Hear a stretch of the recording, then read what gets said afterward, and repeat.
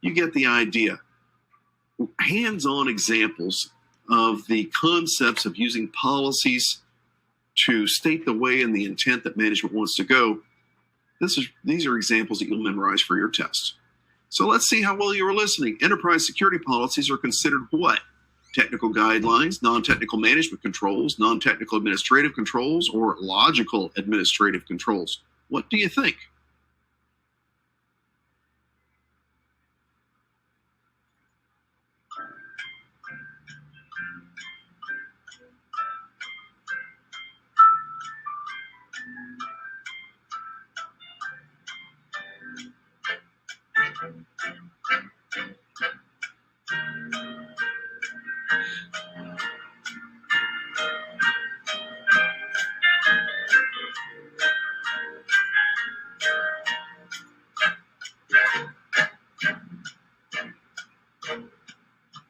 All right, let's see how we did. Outstanding, well, kind of outstanding. First off, we have two kinds of controls, technical and non-technical. I'm going to already start teaching you exam tips, how to answer questions when you didn't even listen. If you only know technical and non-technical controls as being your two control types, you could throw out the last answer, logical administrative controls, couldn't you? Doesn't say technical or non-technical, and that's the only two types we have. They have variants within the two types, but those are the two major categories. All right, that leaves A, B, and C as potential answers. But the thing is, policies are bigger and better than guidelines. Policies and guidelines are different. We haven't gotten to that part yet, but it's true. So I could throw out A. That leaves me between non-technical management controls and non-technical administrative controls. Oh gosh, tricky, because CISSP says it's administrative. Would they do that? I warned you they would. And I said, so memorize, which one is it? Non-technical management controls. So off we go. Right now people are going, wow, does he just keep going like this forever? Yep, like a train. I just don't stop. So 1.1.5, business processes. This goes by pretty quickly, so don't blink, you might miss it. Business processes, consideration of business objectives and operations. That would be your primary concern when defining risk management strategies. Be careful. They'll give you some very sexy, attractive other answers, but remember, business objectives and operations drive all the other. So when they say, which one of the primary concern when defining risk management strategies? Compliance with law? Well, yeah, so long as business objectives isn't available as an answer. Compliance with law is a business objective. It covers all those things. So in terms of being the primary one, you get the logic. Embedding risk management activities into business processes helps achieve what? Risk-based organizational objectives in the most effective manner possible. Integrating risk management, we talked about that. Here they call it embedding risk management. What can we use to support recommending encryption of corporate laptops and removable media? A business case documenting how encryption addresses risk and illustrating that risk losses can be reduced by recommended controls. That would be your proper answer. What is the risk associated with the use of governance, risk, and compliance tools, such as the Universal Compliance Framework? Wait a minute. I thought ISACA doesn't refer to vendor-specific products and stuff. I found an example, not necessarily on an exam, but authoritative ISACA example, where they had actually referred to UCF. Now here you see it, it's a blue link. The blue link works on your PDF. If you wanted to go look up and learn about UCF, you could. You won't need to know that for the exam. All you need to know is that ISACA claims is the potential vulnerability that it will not be updated and refreshed at least quarterly, thus becoming obsolete. For those of you that want to know, UCF is a product that is offered commercially to help us crosswalk compliance requirements from one to the other. And it helps us then in managing and keeping up to date with our compliance efforts, just so you know. So, question, I told you that would go by fast, don't blink. Which of the following helps to achieve risk-based organizational objectives in the most effective manner possible?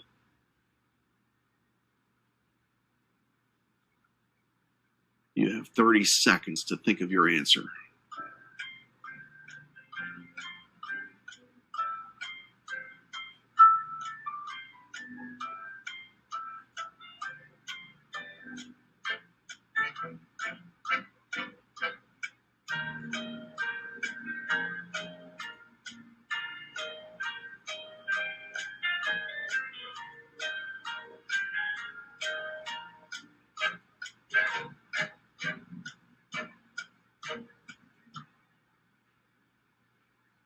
All right, what do we choose? 78.6% of you.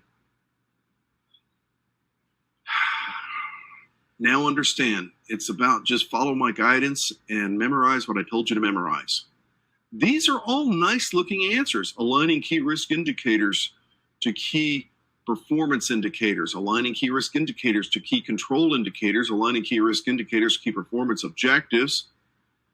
The right answer is what I just mentioned, embedding risk management activities into business processes. That's the proper answer. We will be addressing our KRIs and KPIs and so forth later, but when they just asked, what helps you achieve risk-based organizational objectives in the most effective manner possible? They really are not looking at the key risk indicators and key control indicators at all. They're looking at making sure that it supports activities within business processes, integration. So, organizational assets. Checking in progress. Yep. Strategies. We're looking at organizational assets. Strategies might be required for various resources. Examples. Just examples, not on your exam. People, premise, technology, information, supplies, stakeholders. When we take a look at our people, again, we have to determine, well, if we use people to get things done, we have to look at those people as potential failure points. What happens if they're not around? What happens if they got another job? What happens if they got sick? Well, then that means somebody else needs to do what they do, and therefore we might want to document how they do what they do. We might want to have crossover training and things like this, cross-skills training. Again, premises, again, making sure that we recognize that as a critical resource and having alternates for that. Technology, having alternates for that. We'll be seeing a lot of the actual controls and examining language when we get to the domain for security activities in the security domain. So we go on. Information assets also need to be protected for confidentiality, integrity, availability. You see me flipping through this extraordinarily fast. It's because there's nothing really exam-y here. This is just basically giving you background or information on asset management and asset protection, which is an actual category for the exam, but I haven't really seen much evidence of a lot of questions that go directly to it. The organization needs to identify, maintain inventory of supplies that support critical services so they will continue to run. We need to make sure that our stakeholders are also protected as well, right? Making sure that we have controls according to their requirements. And that leads us finally into Section 2, risk governance. I'm actually a little bit ahead of schedule. How about that? Where am I? No, I'm not. I'm just where I need to be. So moving along, sorry about that. I just try to make sure of the time because it's so sensitive. When we hit 5 o'clock Eastern time, when we hit the end of the session today, those of you who haven't taken training with O'Reilly, Lindsay, back me up on this. When we hit the end of the session, it is the end of the session if it means I'm in mid-sentence. So be careful. I got to get this stuff done. Enterprise risk management framework we're going to cover. We'll also look at something called the 3 lines of defense. We will look at risk profile. We will look at risk appetite and risk tolerance. We will also look at legal, regulatory, contractual requirements, and we will look at professional ethics of risk management. So as we continue on, we have now gone out of the general governance into risk governance. So now we go ahead and look at our enterprise risk management itself. Again, you'll start to see some redundancy here. Risk management, it encompasses the coordinated activities to direct and control the enterprise with consideration of risk. An enterprise-wide risk management framework's purpose to enable a consistent approach to risk response throughout the enterprise. Risk goals and objectives are the primary consideration when we select a risk response technique. Pretty straightforward, not a lot of explanation needed, pretty logical. Things you'll need to memorize in this way. Well, what about risk and security control frameworks? Again, a framework is essentially a recipe, if you will, to make sure that we address all the key critical pieces in order to say that we have a risk program. So the risk program needs to be customized to the organization you're in, because every organization has its own ideas of what impact criteria are important. They have their own stakeholder concerns and requirements. They have their own business processes they need. Every organization is different, and therefore every organization needs to custom create a risk program to their organization. But wouldn't it be nice if we had a framework available that we could look at to make sure that we had all the right pieces involved? That's what ISO 31000 is, the ISO 31000 standard. That's what ISO 27005 is. It's also a risk management standard for information security. There are others. So the risk frameworks that we download and that we use, they help us build a program, but you can't say they are the program. They're just making sure that we got all the right stuff in there. Show you all the elements that are required. So when we take a look at risk and control frameworks, again, an information security framework would be, again, a series of documented processes used to define policies and procedures. In other words, the framework itself are not the policies and procedures, but they help you define good ones.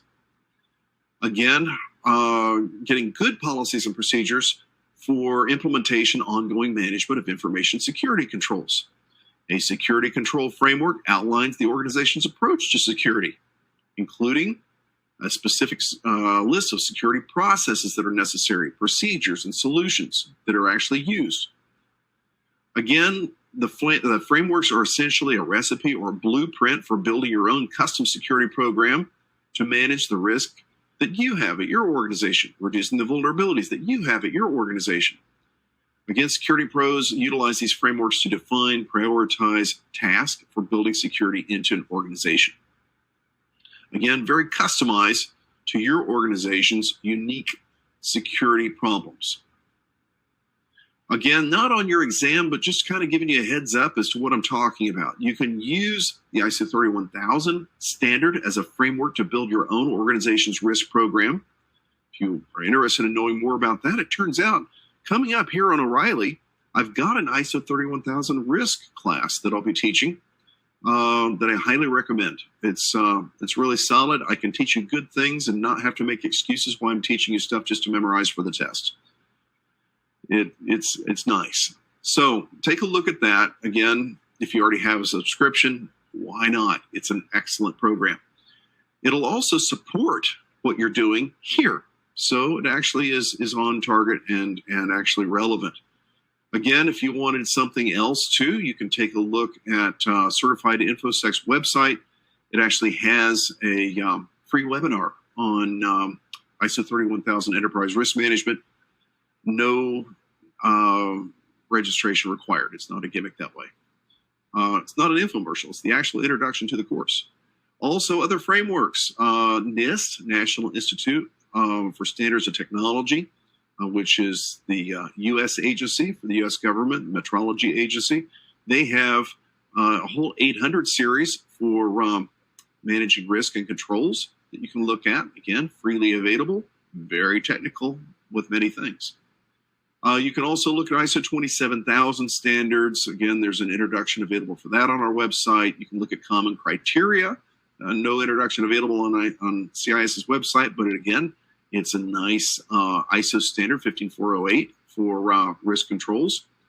ISACA, I would be remiss if I didn't mention control objectives for information and related technology. COBIT is a nice risk and security control framework to follow for establishing a very, very robust and comprehensive risk and control program in an organization.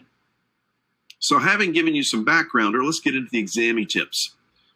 First off, when you're designing a risk program to manage risk consistently, to manage risk according to agreed upon criteria within an agreed upon scope,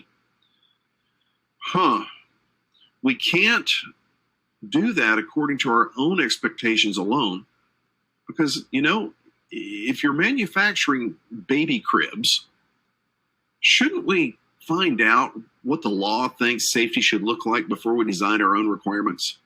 Shouldn't we look at what mothers and fathers expect from the safety of a baby crib instead of just making up our own expectations of what we think good enough is? In other words, there are stakeholders we serve, our customers, our investors, our regulators.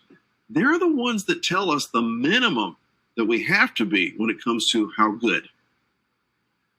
So when we determine how good do we have to be, and therefore how do we manage the risk of not achieving that, what are those KPIs, key performance indicator levels, that we need to hit for legal compliance, for customer expectations, for lender expectations, for board expectations? You know what? Every organization is different. They have different customers. They have different regulators. They have different investors. They have different business environment. And therefore, really, before you can determine what is right for a company to practice with risk management, you have to look at that individual company's business requirements without considering other businesses' requirements, unless their business requirements can drive your requirements, right? So, case in point, if you are my customer and you have compliance requirements that I normally don't care about, but you can't do business with me unless I help you comply with those requirements, your legal requirements just became my legal requirements if I want to keep you as a customer. Here is that linkage. So again, this means that when I'm designing a program, a good time to check with customer requirements, a good time to check with legal requirements is before you build the program, not after, because their requirements inform what you should have as your own. So we need to, that's internal and external context of the organization. For those of you familiar with ISO 31000 or COSO, risk management frameworks, that will sound very familiar. Understanding the relevant jurisdictional legal requirements. Again, your company's legal requirements are different perhaps than my company's legal requirements. And so this is why we need to really look at, for our organization, what are the relevant jurisdictional legal requirements that we need to have that are relevant to our supply chain, so the risk practitioner can better identify, assess, and monitor risk on an ongoing basis. You can't go do a risk assessment if you don't know what to measure the risk against, and you need requirements to measure it against. And you get those from your stakeholders, meaning if you've run off and done risk assessments without really looking to stakeholder requirements first, you missed. You get to redo it once you understand your stakeholder requirements. You got things out of order. As most companies do, they're doing risk assessments against criteria they just made up out of the clear blue, and it has nothing to do with what they really need to have to make sure they comply with law, to make sure that they fulfill contract requirements that they've already signed, all kinds of stuff. So this means that corporate governance is driven by internal and external business requirements. In ISO's language, because I'm a big ISO standards nut, typically you find this referenced in Clause 4 of most certification standards and specifications.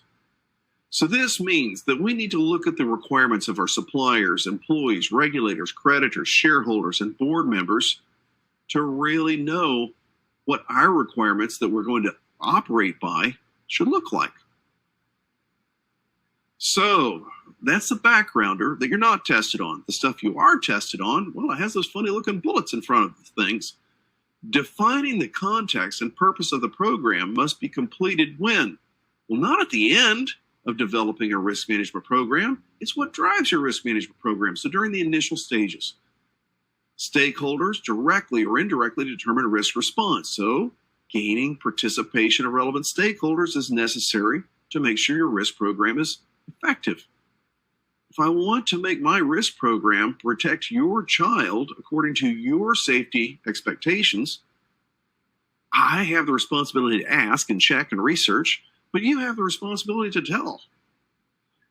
When we don't have stakeholder communication, we fall out of alignment in real life.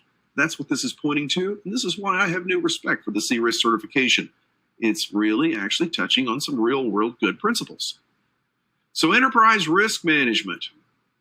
Again, things to memorize for exam. What provides the most comprehensive perspective of risk management to an enterprise's employees and stakeholders? Why, it would be an interdisciplinary team within the enterprise. What? Remember when I said business process owners can be risk owners for their department? Finance can be risk owners for the finance function. You can have operations accountable for success or failure of the operations function, whatever it is. Administration, you get the idea. IT. Well, this means that if we're going to collaborate as a group to manage the shared processes together using the same consistent risk approach, we need to gather together on a collaborative team. And in real life, we shall call it a risk committee. But on ISACA's exam, you'll call it an interdisciplinary team of department heads that gives us a nice comprehensive perspective for our enterprise. Risk management strategic plans. They are most effective when what? When they're developed for the enterprise as a whole rather than just a single individual business process or department. Again, getting away from siloed risk management to true enterprise risk management. Again, that free primer that I pointed you to could be an excellent resource for you. So to be effective, risk management should be applied to all risk management activities, not just some of them. Enterprise risk management frameworks, again, aligning the risk management with the enterprise's risk management, aligning IT risk management, rather, with enterprise risk management is necessary because you don't get to create your own methodology in the IT function as part of the overall organization.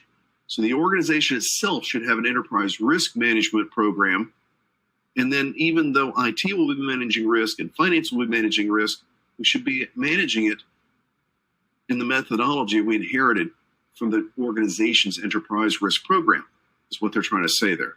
Again, the primary purpose of IT risk management is to enable risk-aware business decisions, they say. Again, formal risk management methodologies and frameworks.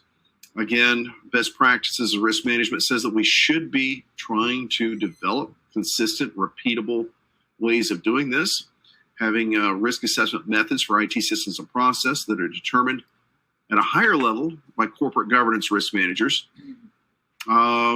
So we'll have that nice consistent approach that they discuss in bullet 2. Again, slide kind of messed up here, so I can kind of forward you. Lindsay, by the way, that's fully my fault. I didn't clean this up before I got it to you like I should have. Thought that I had, but then turns out